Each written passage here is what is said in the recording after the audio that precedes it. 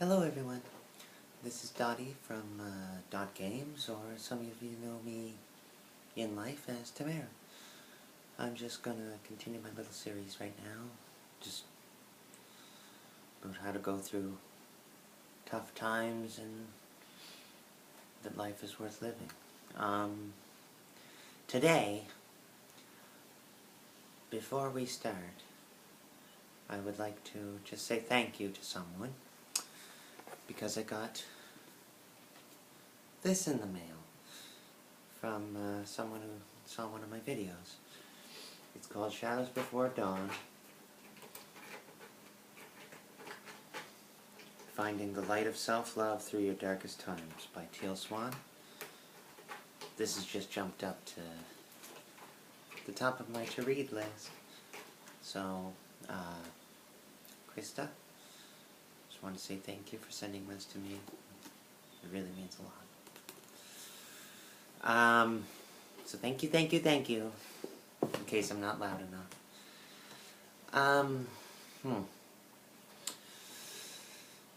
Today I wanted to talk about another form of sort of a mental disorder or mental illness. One that a lot of people deal with, and some of them, they don't know they deal with it. And a lot of people just downplay it as being something that really isn't that important, you know? Hold on. Sorry, kitty being bad. Today I'm talking about anxiety. In the interest of fairness, we'll talk about some things.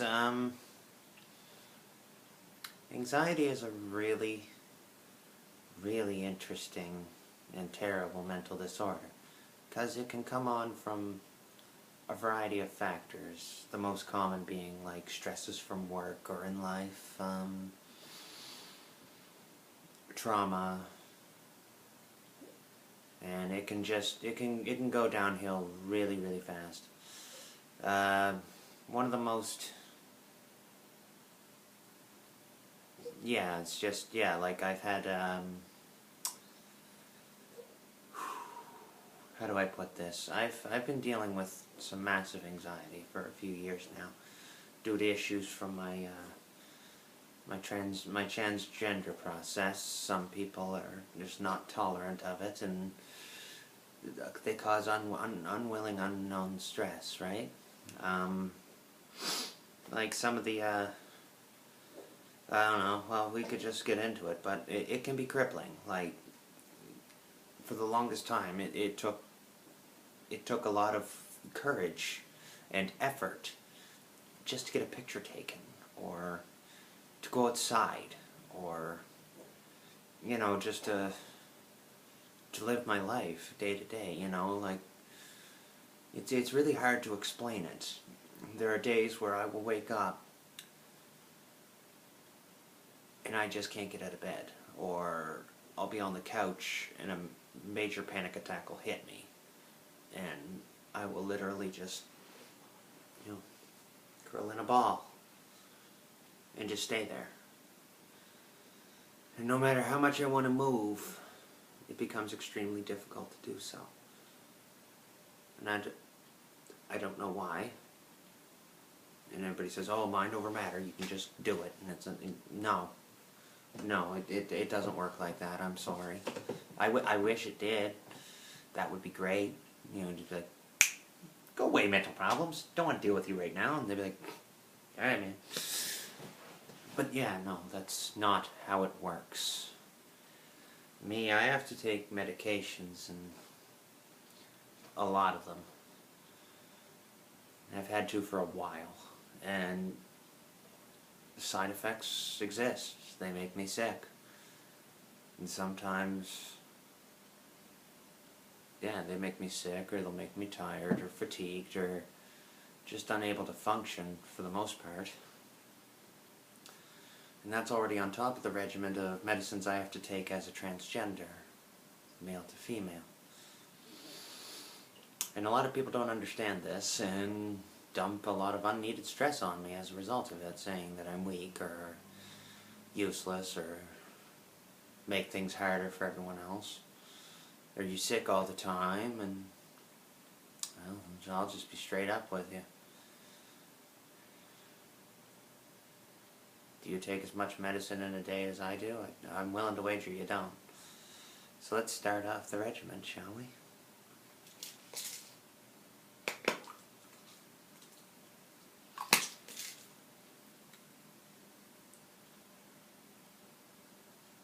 These are called Estrace.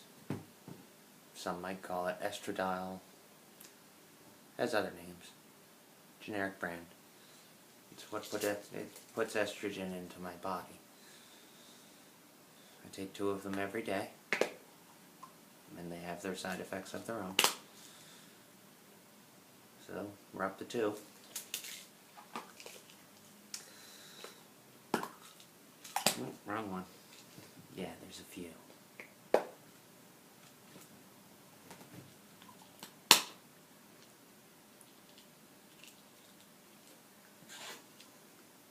This is Androcure. I take half a tablet daily. This stops production of testosterone, and it can mess heavily with my adrenal glands, which can cause me to randomly be extremely tired and unable to function, or it can make me sick, and then of course, you got all the side effects, and I'm not going to list them all here because there's a lot of them. Other names for Androcure include, I'm going to butcher this, I apologize.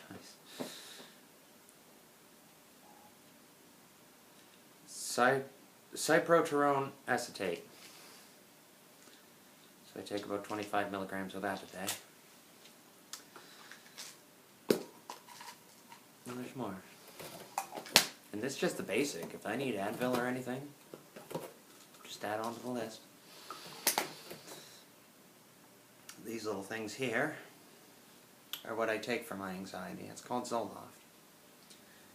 And this is 150 milligrams of it. I take this every day. It causes stomach pain. It can cause headaches.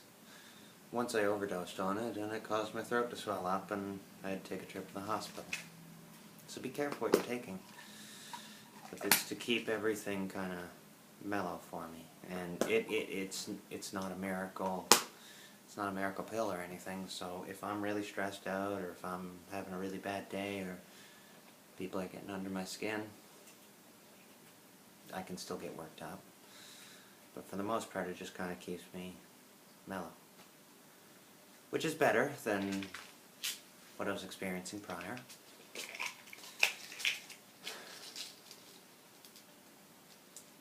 Yeah, we got more. We got more.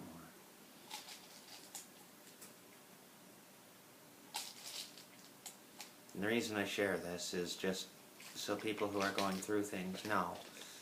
Some of us have to do a lot.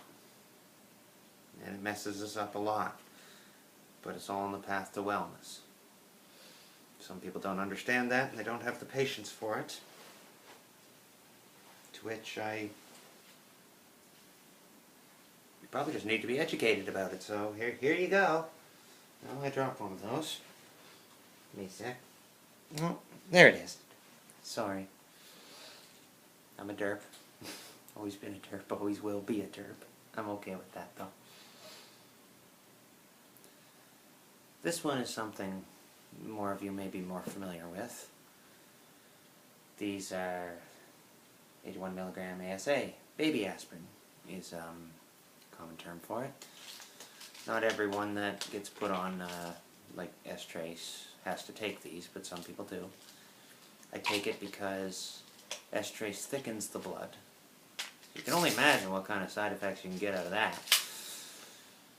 And this thins it back down, which unfortunately, if I get a cut or anything, means I bleed like a stuck pig. That's a thing.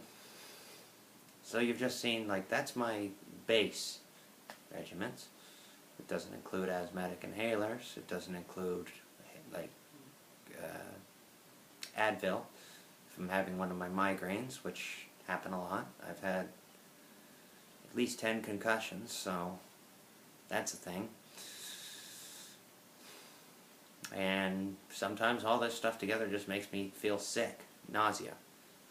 So sometimes I have to take a Gravol for that. If anyone's taken Gravol, they know how that can make a person feel. But I want you to know that I'm fighting through all this, and I hope you at home are watching. I hope you're fighting too.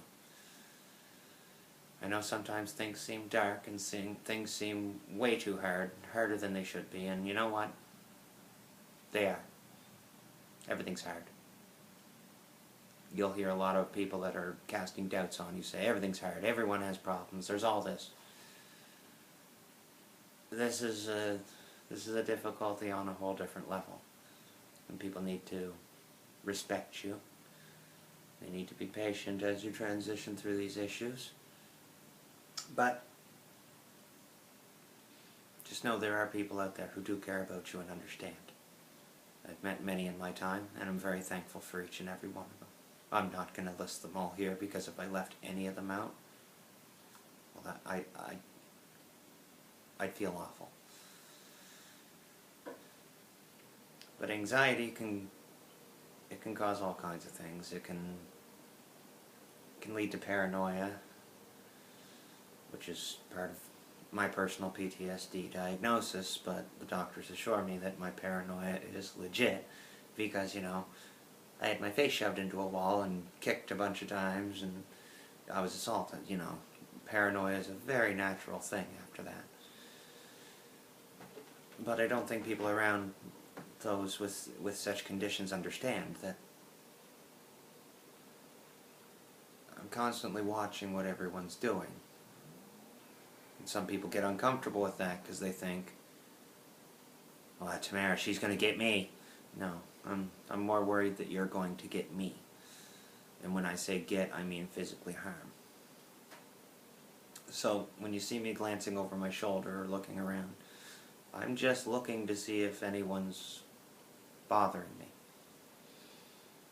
There's all kinds of levels when it comes to anxiety and depression and PTSD, and you know, I got the paranoia, it comes and goes, and most of the times, you know, I can power through it, but sometimes it gets the better of me, and I start, you know, I'll start to shake a little, and you know, get a little twitchy, and it's just because I'm losing my focus on what I'm doing, because I'm also focusing on everything around me and everyone around me, and I want to make sure that no one's going to hurt me again, and it just starts this whole, like, just sequence of thoughts and issues.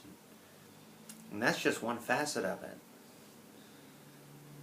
There's also the worry that people are constantly judging you or talking about you or making fun of you, and all that can push you into a further, deeper level of anxiety that you care to go down, one that can be very disruptive. And it's not the people around you's fault most of the time. Most of the time they're just doing their thing.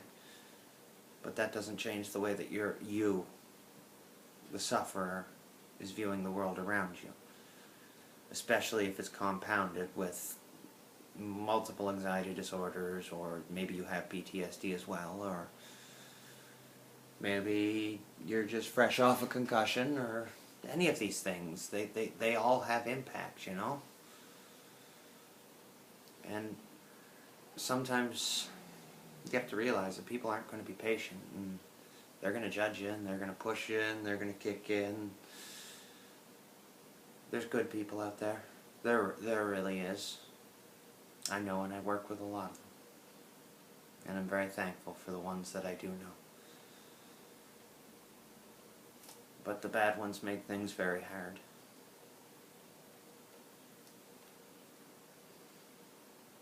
If anyone's giving you a hard time, and you can muster up the courage, don't be afraid to just tell them what you're going through, or don't be afraid to tell them what you're feeling. Sometimes people aren't aware of how cruel they're actually being. It's part of the human condition. Sometimes people just need a little education. And when they get that, then sometimes you get understanding. The best advice I can give you is some of the hardest to follow, and that's just ignore them. Anyone that's judging you, anyone that's giving you a hard, you ignore them, honey. You push them away. They're no benefit to you. In the long run, they'll only hurt themselves. They're so miserable with their own lives that for some reason they feel it necessary to bother other people in theirs.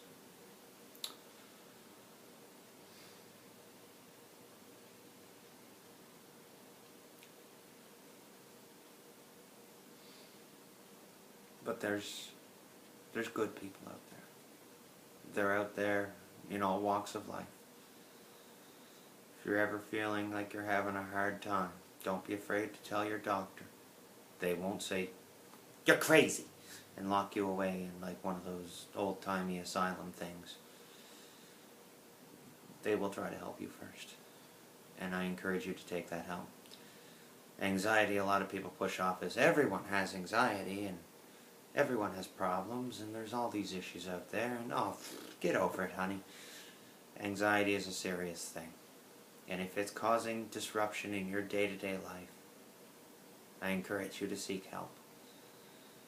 Generally, your practitioner would be the first place to start, but maybe if you do a little searching on Google, you might find a lot of online resources. And they can teach you all kinds of things to help you and point you in the right direction to finding help. I just want you to know that there are people out here that are pulling for you. I'm one of them.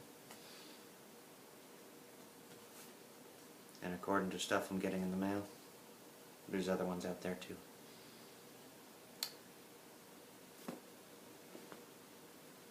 Don't be ashamed of who you are. Just because you have a disorder or a difficulty does not make you any less of a human being. You are beautiful. Own it and live it. Love it.